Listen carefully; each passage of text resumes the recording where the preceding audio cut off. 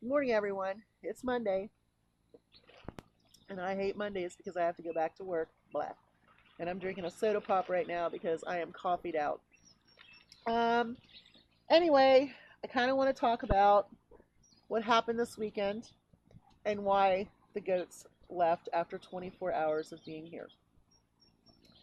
And I'm also going to tell you that I did send Luna to that farm for two reasons. Number one, because she could be a free range rabbit, and number two, because I made a very good deal with a very, very high cost bale of hay for her.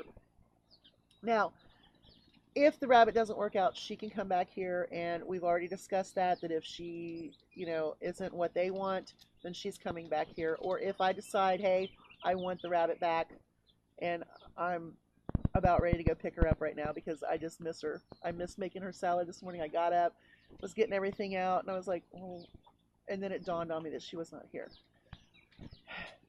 That was a tearful moment. So anyway, the goats.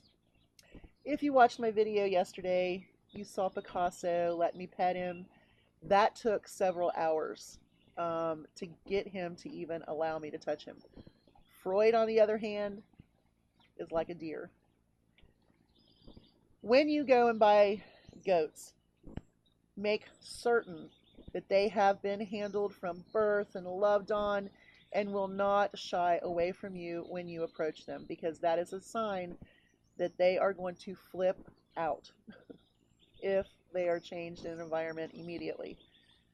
There were a few things that didn't happen before they got here that should have happened weeks ago. Number one, when I put the deposit down on the goats, she was to weather them, wean them, and then let me know when they were ready. When she called and said they were ready, she had not banded them. So they were newly banded. That's a mistake because they should have been banded when I put the deposit down or whatever. Another mistake that I made was that I didn't realize how hand shy Freud was. Well, and then when you banded him, that just made it 4 times worse, right? Okay, so number one, they weren't banded weeks before. Number two, they had not been handled as we would handle our goats of us with homesteads when we have baby goats. We love on them, we visit them every day, we make sure they're okay, and we're loving, we're holding, we're coddling. These babies were not coddled. However, Picasso, after a couple of hours, really bonded to me, and he and I really bonded while Freud was in the woods. Okay, how did we get Freud back? First of all, let me tell you how it happened. In the car on the way here, everything was fine. Had the air conditioner on, had classical music on. I'm talking to them, loving on them, petting them. Everything seemed okay. I took Freud out of the car, put him into the building, shut the door to go get Picasso, and all of a sudden, coming around the corner, here comes Freud out the plexiglass. The plexiglass is flying. He had just ran straight through it full force and went directly down the hill. I mean, this is a busy road for a country road because we have a lot of people that are building out here. And so a lot of people travel this road. How he didn't get hit, I have no clue. I'm panicked. I've got Picasso in my arms. I'm like, okay. So I put Picasso in. I thought I had everything tight enough, but he could hear his brother. So he panicked. He got out. He comes running across the neighbor's yard, jumps off of an 8-foot retaining wall into the middle of the road, and then finds his brother. I'm terrified. I'm like, oh my God, he's probably hurt really bad. So I'm in panic. I'm in panic mode. I am just panicked. I go and I get Picasso. I get him cornered underneath a truck cab. And I get him and I grab him and I just carry him up the hill and I put him in his secure place, which the door is no longer secure because the window has gone out of it. So I get him in a secure place and I go back down, and the neighbor and I are trying to get this goat. The other neighbor guy is about useless as tits on a turtle. I'm just saying. He's retarded. He wouldn't listen to me. I'm like, please stop chasing her and diving at, or chasing him and diving at him. But he's too stupid to listen to me. You just direct traffic, because these are not dogs. You know, the other neighbor's trying to bring out food. It's not working. He's going deeper and deeper into the woods. I was like, just stop. Just stop for a minute. Let him get acclimated. So I'm up here messing with Picasso. I put a piece of fencing over top of the door.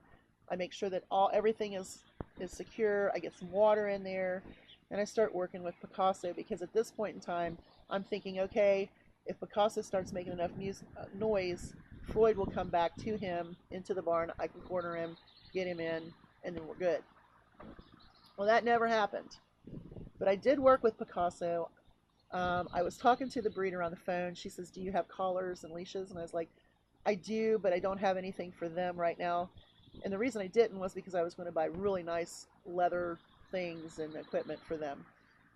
So I ran to Dollar General, of course, and got 2 leashes, 2 collars, and I get in with Picasso, and I get him to come to me. I get the collar on him. I'm starting to work with him on the leash, and I'm like, you know what? I can't leash train a goat in 10 minutes. It's not going to happen, because he's going to fight. He's not, I mean, I could have carried him around and then put him down on a leash and let him make noise, but I didn't want to risk him getting away from me, like slipping the collar or the collar breaking, something stupid happening. So the breeder calls me back. We're talking. She says, okay, we'll be there in about 2 hours. And I'm like, okay. So when the breeder came, she came with 2 people, and she brought Mama Goat. Okay. That was smart. That was the smartest thing ever, bringing Mama Goat. So here comes these 2 workers. They have this huge La Mancha nanny, their mother, on a leash, and they're walking down in the woods. Apparently, Floyd jumped up, took off like a deer again, and Mama made a noise, and of course he came directly back to Mom. They caught him, and they put him in here. So we sat down here for a while, and we discussed everything, and I said, okay, I'm going to keep working with it, see what can happen. Yesterday morning, I went in before daylight with a flashlight, make sure everybody's okay, everybody's fine, no one's hurt, no one's bleeding, no one's stuck, everybody's okay. So when daylight hits, I go out and I bring a fresh bucket of water, because I really wanted to work with Floyd, because I'm pretty sure he hadn't drank anything or eaten anything, because he was still pretty shook up. I go into the area, I open the gate, and as soon as I step into the gate, Floyd jumps, ramps up the wall, and comes over backwards onto his back. I mean, we're talking like 6 foot high. I'm like, no, I can't do this. And whatever work that I had worked with Picasso, he's flipping out now, because he's torn. Does he follow his brother, or does he go to this woman who has shown him love and affection that he was really getting into it? And so that's when I made the call yesterday morning, and I said, they've got to go. They have to go. I can't have him kill himself and that be on my conscience. I don't have the time to work with a wild animal. And Floyd is a wild animal. He's wild. I think that he has potential later than Picasso. Picasso has the potential now, if he was with the right other goat, to be very, very much loved and a wonderful asset and pet. And that's what you want, is a pet. Even if you're making milk, even if you want a milk goat, you want goats that you can work with. You've got to be able to trim their feet. You've got to be able to do vet checks on them. You've got to be able to handle them and know that when they get the opportunity to get out, they're just going to like mosey around, but when you call them or shake the feed bucket, hey, they're coming back. You have to have that ability.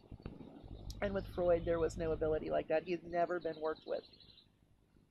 So here's my thing. Picasso will probably come back, but he will have a different goat with him. I put in word with someone else who raises goats, and I would like to get a doeling, about his age, maybe a little older, someone that can kind of put him in his place if he gets a little rowdy, because he likes to push. He likes to do the butt push thing, and that's cool. I'm fine with that. I don't care. He's adorable and absolutely just the most gorgeous little goat, even though he's odd looking, which is why his name is Picasso. So, yes, there will be a happy ending to this story, even though I will be out money. And the reason I'm going to be out money is because here is her sense as a breeder. She had two viable billies, okay, that she could have sold off as mini manchas, registered, tattooed, and breeders. She weathered them, which makes them nothing but pets.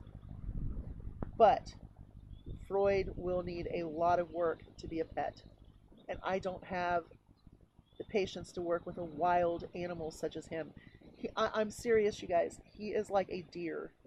If you were to take a wild baby deer and put it into a building and try to approach it, it will try to kill itself to get away from you. That is their instinctual behavior, and that is the behavior that that goat is giving. And in a controlled environment at home where he's comfortable, he could be trained. Not here. Because I also have to look at the liability of the thing. As he gets older and gets bigger, or even now, when he crosses that road and a car hits him, okay, it would be tragic for him, and it would be hurtful and just awful. But when the damage occurs to that vehicle, that's my responsibility. That's more money. So I'm not saying that, oh, I just don't want to pay for a car. I don't want him to get killed, and I don't want to pay for damage to a car. Or if he were to take off running and go through someone's window into their house, that's more damage, plus also probably, death. So, my advice to you is if you buy baby goats, make certain that they have been treated as pets, even though they might be from a meat production place or a dairy production place, because bucklings are normally just kind of pushed aside by some breeders because all they're good for is breeding and making more babies to make the dairy goats pregnant. That's how these little wethers have been treated. And it's sad because they would have had the best home here ever. But like I said, Picasso is welcome to come back home. And this is home if he has another buddy. So, this has been a long video and I apologize for it. But y'all have a great Monday and bye.